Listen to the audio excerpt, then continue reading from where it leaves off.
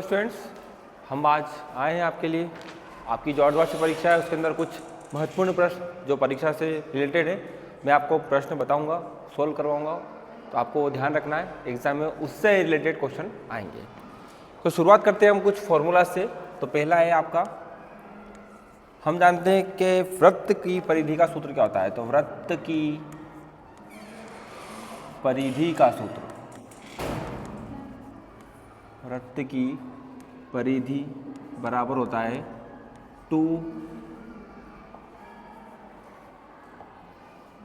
2 पाई are. ठीक है, इसी प्रकार वृत्त का क्षेत्रफल का सूत्र होता है, वृत्त का क्षेत्रफल बराबर होता है पाई आर स्क्वायर। तो ये कुछ फॉर्मूला है जो कि आपको एग्जाम में पूछने के लिए आ सकते हैं, ऑब्जेक्टिव आ सकता है, एमसीक्यू आ सकता है और फिल इन द ब्लैंक्स आता है। तो दोनों फॉर्मूले आपको याद होना चाहिए। ठीक है, फिर इसके बाद आता है कि आपको मल्टीप्लाई करना है। तो -2/3 में आपको मल्टीप्लाई करना है 4 का। तो ये सिंपल मल्टीप्लिकेशन है, एक रेशनल नंबर है और एक नंबर है, इसका मल्टीप्लाई करना है। तो हम बोलते हैं तो इसके अपॉन में कुछ भी नहीं तो 1 मानते हैं। इनटू के अंदर बहुत सिंपल है कि आपको ऊपर वाले का गुणा ऊपर वाले में करना है, नीचे वाले का गुणा नीचे वाले में करना है। तो 2 4 जा 8, माइनस का माइनस अपॉन 3 1 जा 3। तो ये आपका आंसर हो गया। थर्ड वाला है आपका कि आपको रेशियो में लिखना है। 2/3 को आपको रेशियो में लिखना है। तो कैसे लिखते हैं इसको? 2/3 को रेशियो में लिखना है तो 2:3, 2:3 इस प्रकार लिखते हैं। 2/3 को अनुपात में लिखना है तो अनुपात का सिंबल होता है 2 बिंदी। ठीक है, फिर आता है कि आपको एक त्रिभुज में कितने अंग होते हैं। तो एक त्रिभुज, एक आपने त्रिभुज देखा होगा, तो एक त्रिभुज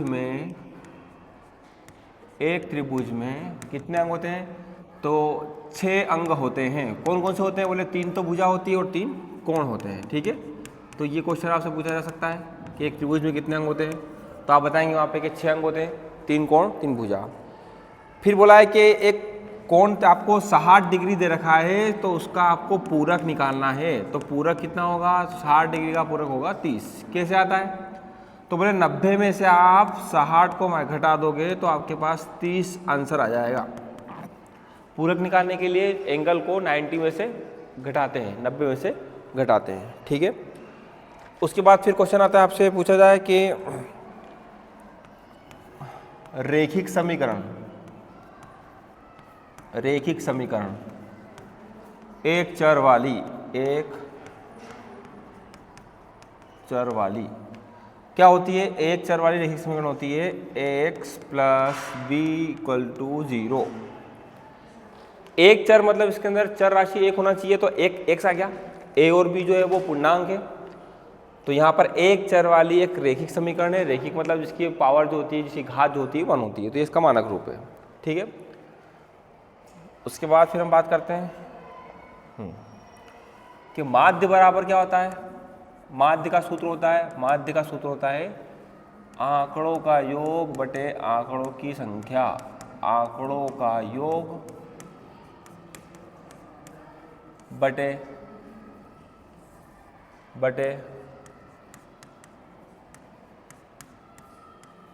आंकड़ों की संख्या। ठीक है, उसके बाद हम जानते हैं कि 1 किलोमीटर में कितने मीटर होते हैं। तो आपको पता है 1 किलोमीटर में 1000 मीटर होते हैं। ये कुछ क्वेश्चन है जो आपको ध्यान रखना है। ठीक है, फिर उसके बाद आपसे पूछा है फोर्थ वाला कि 20 को डिवाइड करना है काय से। तो इसका आंसर आ जाए आपको -2। तो काय से डिवाइड करें कि इसका आंसर -2 आ जाए। तो बहुत सिंपल है, आपको कुछ भी नहीं करना है। इस 2 को -2 से डिवाइड कर दिया अपन ने। तो कितना आंसर आएगा? 2 1 जा 2, तो आएगा -10। तो यहाँ पे आएगा आपके पास -10। ठीक है, फिर हम जानते हैं कि एक वर्ष में कितने दिन होते हैं। तो एक वर्ष में आपको पता है कितने दिन होते हैं। तो एक वर्ष में आपके पास दिन कितने हैं? तो एक वर्ष में 365 दिन होते हैं। अगर आपसे पूछ ले कि एक लीप वर्ष में क्या होता है, तो 365 और एक 66 दिन होते हैं, जिसके अंदर फरवरी जो रहता है वो 29 फरवरी का रहता है, 29 दिन का रहता है। ठीक है, उसके बाद फिर कुछ क्वेश्चन आते हैं, सिंपल से आपको क्वेश्चन आते हैं कि आपको मल्टीप्लाई करना है। तो देखो मल्टीप्लाई कैसे, 0.2 का मल्टीप्लाई 10 में करना है। तो मैंने आपको बताया था कि जब भी किसी नंबर में आप पॉइंट वाले नंबर में आप 10, 100, 10, 100, 1000 का गुणा करते हैं तो हम देखते हैं कि एक के पीछे जीरो कितनी है, एक के पीछे जीरो जितनी होती है उन जीरो को गिन लिया जाता है और पॉइंट को उतना आगे खिसकाया जाता है। तो पॉइंट यहाँ पे दिख रही है, तो आप एक जीरो है तो पॉइंट को एक अंक आगे खिसका दो तो इसका आंसर आ जाएगा 2। पॉइंट को खिसकाना है आपके सीधे हाथ तरफ। कैसे खिसकाएंगे, बोले जितनी जीरो है उतने गिन लो और पॉइंट को खिसका दो। एक जीरो है तो पॉइंट को एक अंक के इधर रख दिया। अब पॉइंट को पीछे लिखते ही नहीं है, इसका आंसर आना था 2.0, लेकिन पॉइंट जीरो को हम लिखते ही नहीं, तो इसको अपन ने खाली लिखा 2। ठीक है, इसी का एक और क्वेश्चन रखा है आपको कि 2.7 × 100 आपको करना है। अभी आपने बोला जीरो काउंट करो, 2 जीरो है तो पॉइंट को 2 अंक इधर ले जाना है, तो ये 2 तो था ही सही। पॉइंट को एक अंक इधर ले गए तो 7 इधर आ गया। अब एक और अंक नहीं है तो यहाँ पे जीरो लगा दो। 2 जीरो है तो पॉइंट को 2 अंक आगे खिसकाना है। मुझे यहाँ देखा तो मैंने देखा कि खाली एक ही अंक है। अब एक और अंक दिखाई दे रहा है, तो जब आपको अंक दिखाई ना दे तो वहाँ पे आपको जीरो लेना है। तो ये पॉइंट 2 अंक 1, 2 इधर आ गया, तो ये आपके पास हो गया 270। ठीक है, उसके बाद है अगला क्वेश्चन। आपसे बोला है कि x और 4 का योग, x और 4 का योग 9 है। ये आपको एक समीकरण दे रखी है, आपको लिखना है कि एक सेंटेंस दिया हुआ है, सेंटेंस को आपको समीकरण में लिखना है। तो x और 4 योग मतलब प्लस, जोड़ हो रहा है, 9 है तो इसका आंसर 9 आ रहा है। तो ये आपके पास इक्वेशन हो गई। ठीक है, फिर आता है चौथा, पाइथागोरस प्रमेय क्या होती है। तो मैंने आपको याद कराई है पाइथागोरस प्रमेय क्या होती है। पाइथागोरस प्रमेय क्या होती है, पाइथागोरस प्रमेय क्या बोलती है। ये बोलती है कि कर्ण का जो वर्ग होता है, कर्ण का वर्ग जो होता है वो लंब के वर्ग और आधार के वर्ग के बराबर होता है। ठीक है, तो ये पाइथागोरस प्रमेय का कथन होता है। उसके बाद आपसे बोला गया है अगला क्वेश्चन कि 5/40 3/40 को प्रतिशत में बदलो। प्रतिशत में बदलो मतलब आपको परसेंट निकालना है। तो बहुत सिंपल तरीका है, कुछ भी नहीं करना है, इसके अंदर आप 100 करके और परसेंट लिख दो। अब जो कट रहा है 100 काट दो। कट रहा है क्या, बोले हाँ कट रहा है। क्या कट रहा है आपको, 0 से 0 कट रहा है। क्या बचा, 10/30/4%। भाग लगा दो, 428, 2 4 1 20। हाँ ठीक है, तो ये आपका 7.5%। तो प्रतिशत आपको निकालना हो तो कुछ भी नहीं करना, उस संख्या में आप 100 लिख के और प्रतिशत का गुणा कर दो। क्यों कर दो ऐसा, क्योंकि प्रतिशत का मतलब होता है 1/100। तो हमने क्या करा यहाँ पे, हमने 100 का मल्टीप्लाई 100 का डिवाइड करा, डिवाइड वाले 100 को लिखा परसेंट में। ठीक है, ओके। उसके बाद आपको पता है कि आपको लिखना है माइनस का ऋण का 2/7, इसके समतुल्य, इसके जैसी आपको 4 परिमेय संख्या लिखना है। बहुत सिंपल तरीका है, पहली परिमेय संख्या होती है तो इसमें आप 2 का मल्टीप्लाई कर दो। ये 2 का मल्टीप्लाई कर दिया, ठीक है, 2 दूनी 4, 7 दूनी 14। दूसरी आपको निकालना है तो कुछ भी नहीं करना है, 2/7 में आपको 3 का गुणा कर दो। तो ये हो गया माइनस का 3 दूना 6 और 7 या 21। तीसरी निकालना है तो कुछ भी नहीं करना है, माइनस के 2/7 में 4 का मल्टीप्लाई 4 का डिवाइड कर दो, तो 8/28 हो गया।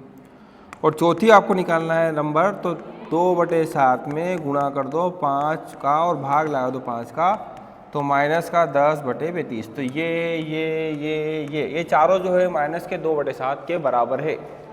तो जब भी आप संख्या निकालने के लिए पूछे तो कुछ भी नहीं करना है आपको, 2 का, 3 का, 4 का, 5 का, जितनी आपको संख्या चाहिए उतने आप मल्टीप्लाई करते जाओ, गुणा करते जाओ। 2 से शुरू करो और जितनी आपको संख्या चाहिए वहाँ तक आप गुणा करते रहो। ठीक है, ठीक है। उसके बाद है क्वेश्चन दिया हुआ है,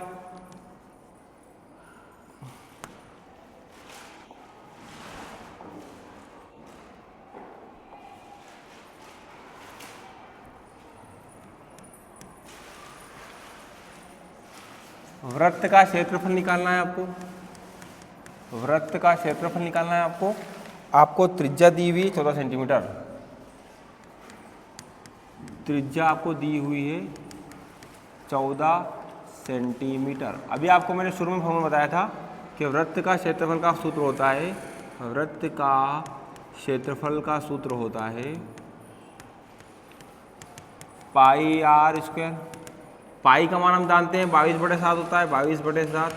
आर का मान होता है 14 × 14, क्योंकि आर की पावर 2 है। 7 एकम 7, 7 दूनी 14, तो 22 में 28 का गुणा करा तो 8 दूनी 16 से हासिल लगाए, 8 दूनी 16 और 4 20 और 21 का हासिल लगाए 616 सेंटीमीटर की घात 2। ये आपका आंसर आ गया। इसका गुणा आप रफ कॉपी में या रफ पेज में कर सकते हो। ठीक है, क्लियर है। उसके बाद आपको दे रखा है कि एक त्रिभुज दे रखा है, ऐसा ऐसा त्रिभुज दे रखा है आपको, ऐसा ये त्रिभुज है और आपको यहाँ से त्रिभुज में दे रखा है 3 सेंटीमीटर, ये दे रखा है आपको 4 सेंटीमीटर। आपको इस त्रिभुज ABC, इसका नाम आप कुछ भी दे सकते हो, इस त्रिभुज का आपको क्षेत्रफल निकालना है। तो मैं लिखूंगा त्रिभुज ABC का क्षेत्रफल बराबर, सूत्र होता है 1/2 आधार गुणित ऊंचाई। ये सूत्र होता है, ये आपको याद रखना पड़ेगा कि त्रिभुज के क्षेत्रफल का सूत्र होता है 1/2 आधार, मतलब जिस बेस पे त्रिभुज टिका हुआ है वो 4 सेंटीमीटर। 1 मिनट, हिंदी में लिखते हैं इसको, 4 सेंटीमीटर। ऊंचाई का मान दे रखा है अपने को 3 सेंटीमीटर। अब हम मल्टीप्लाई करेंगे तो 2 से 4 कट गया 2 बार, 3 दूना 6, सेंटीमीटर का गुणा सेंटीमीटर में करा तो सेंटीमीटर की घात 2। ये आपके पास आ गया त्रिभुज के क्षेत्रफल का सूत्र। ठीक है, ओके। उसके बाद आपसे पूछा गया है कि एक संख्या दे रखी है -8/6, -8/6 को आपको सरलतम रूप में लिखना है, सबसे आसान तरीके में लिखना है। तो अगर ये कट रहा है तो काट दो, तो 2 से कट रहा है 4 बार, 2 से कट रहा है 3 बार, तो -4/3 आंसर आ गया। एक और संख्या दे रखी है आपको 44/72, इसको भी आपको सरलतम रूप में लिखना है। तो 2 से काटा 2 दूनी 4, 2 दूनी 4, 2 से काटा 2 तिया 6, 2 छंग 12, फिर इसको काटा वापस से, तो ये काटा तो आपको फिर 2 से काटा 2 एकम 2, 2 एकम 2, 2 एकम 2, 2 8 16, तो आपका आंसर आया 11/18। ठीक है, फिर उसके बाद आपको कुछ क्वेश्चन दे रखे हैं, उस क्वेश्चन को समझ लेते हैं हम। आपको बोला हुआ है कि रेफ्रिजरेटर मतलब फ्रिज जो है वो 12,000 रुपये में, 12,000 रुपये में, 12,000 रुपये में खरीदा।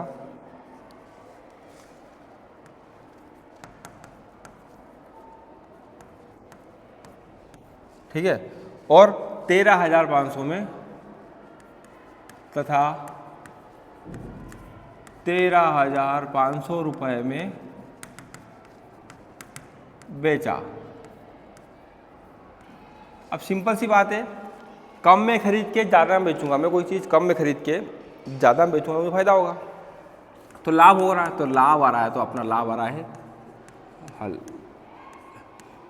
लाभ आ रहा है आपका, लाभ बराबर 13,500 माइनस 12,000, तो कितना सा आएगा 1,500 रुपये का, नहीं हाँ 1,500, तो 1,500 रुपये का आपको फायदा हुआ, लाभ हुआ। अब आपसे लाभ प्रतिशत पूछा है, लाभ प्रतिशत पूछा है आपसे, तो लाभ बटे विक्रय मूल्य,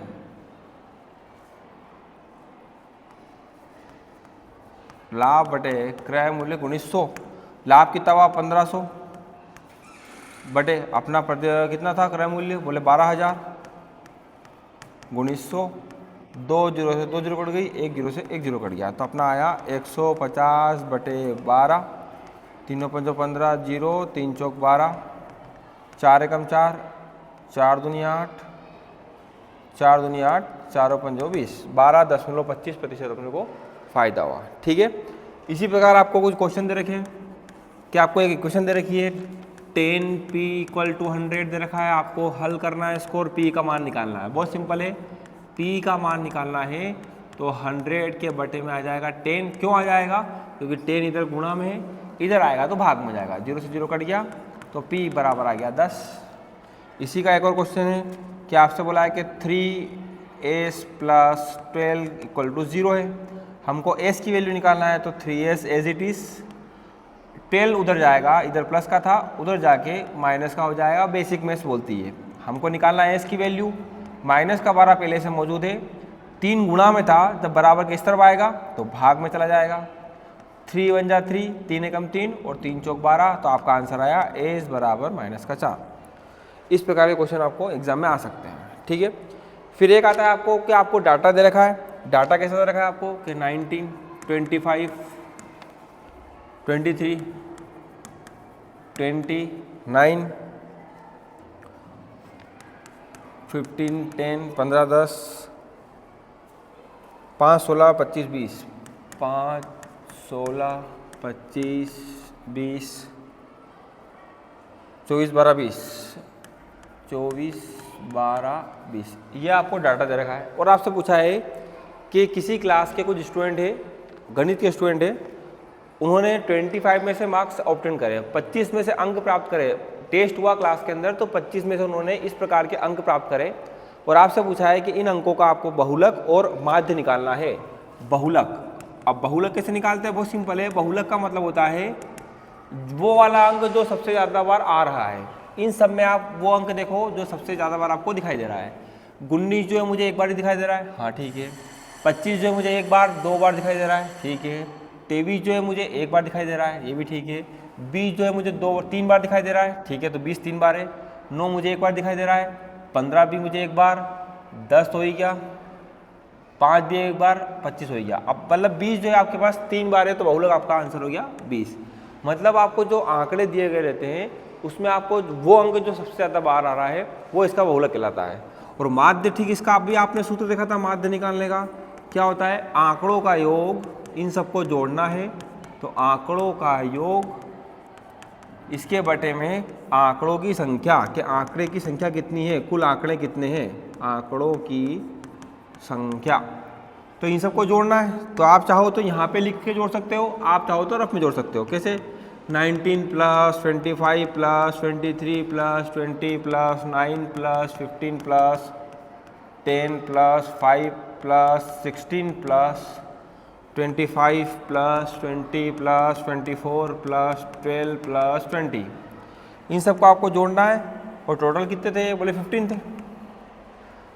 जोड़ो इन सबको, तो आपको जोड़ना आता है, तो इसका जो भी आंसर रहेगा जोड़ के आप लाओगे, इसका आंसर रहेगा कुछ भी। देखते हैं इसको। 9 × 5 = 14 और 3 17, 17 और 9 26, 26 और 5 31, 31 और 5 36 और 6 42 और 5 47, 4 51 और 2 53 का 3 हासिल लगे, 5 5 और 1 6 और 2 8 और 2 10 और 2 12 और 1 13 14 15 16 17 18 19 20 21 22 23 24, 243/15। अब इसको डिवाइड कर लेंगे तो इसका भाग आएगा 15 × 15 बचे 9, 15 × 6 90 बचे 30, 15 दूना 30, तो 16.2 इसका आंसर आया। ठीक है, इसको आप जोड़ना, जोड़ने में हो सकता है कुछ चेंज आए। ठीक है, इस प्रकार के क्वेश्चन आपके रहेंगे। उसके बाद एक क्वेश्चन और देखते हैं हम, जिसके अंदर आपको एंगल निकालना रहेगा।